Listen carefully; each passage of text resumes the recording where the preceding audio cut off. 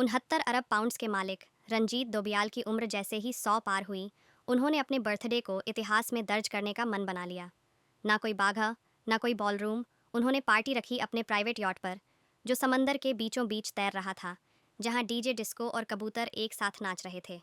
Yacht का नाम था चोली एक्सप्रेस, और उस नाम को सुनते ही लोगों को या तो चोली के पीछे क्या है याद आता था, या फिर एक बवाल। रंजीत स्टेज पर आए, सोने का बाथरोब पहने, हाथ में नीले रंग की चमकती शैंपेन, चेहरे पर ऐसा भाव जैसे कह रहे हों, अब सुनो दुनिया वालों।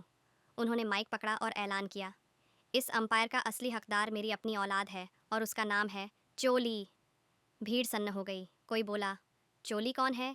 किसी का गिलास गिरा, डीजे ने म्यूजिक बंद किया और एक शराबी ने पूछा, ये कौन से धर्म की चोली है? हर कोई बड़बड़ा रहा था, चोली एक लड़की है, जगह है या जैकेट? तभी धुंध को चीरते हुए मंच पर चढ़ा एक और नशे में झूमता शख्स। खुद को उसने जलाबुद्दीन उर्फ जॉली थिंग फॉर श्योर बताया। हाथ में गोल्फ स्टिक, सिर पर मफलर और आंखों में वो नशा जो सिर्फ फ्री की शराब से आता है।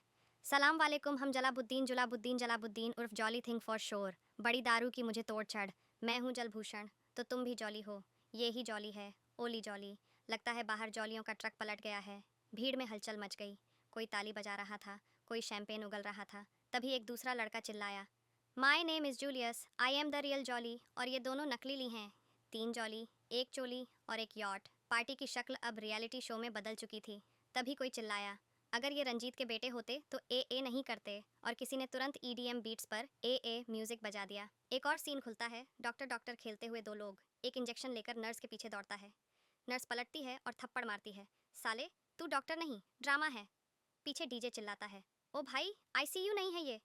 जैसे जैसे रात बढ़ती गई, चीज़ें और बिगड़ती गईं। किसी ने चिल्लाया, मुझे याद आया, मेरी बीवी तेरी गर्लफ्रेंड है और मेरी बीवी सबकी है। भीड़ में 6 लोग उठ खड़े हुए, सब प्राइम सस्पेक्ट्स। अब कहानी मर्डर मिस्ट्री में बदल चुकी थी। रंजीत की सेकंड वाइफ, थर्ड गर्लफ्रेंड और फर्स्ट बहू तीनों लापता थीं।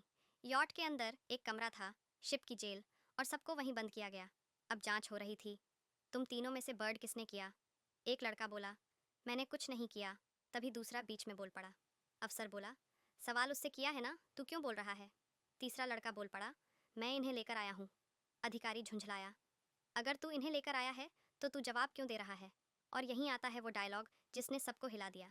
69 अरब पाउंड्स का एम्पायर और 14 लोग, खून तो होना ही था।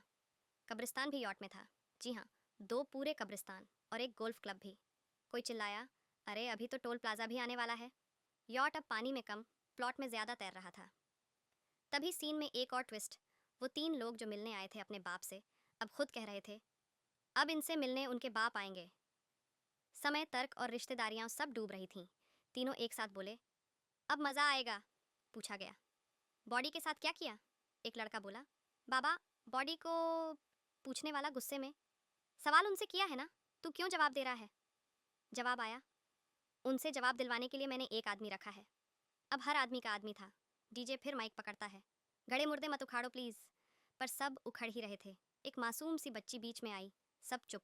तभी किसी ने कहा, देख लिया कहानी का अंत? नहीं, अभी नहीं, क्योंकि असली चोली आई ही नहीं है।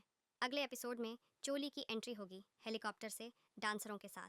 और तब रंजीत फिर कहेगा, अगर ये असली चोली है तो विरासत इसकी, वरना सबकी लंका लगेगी।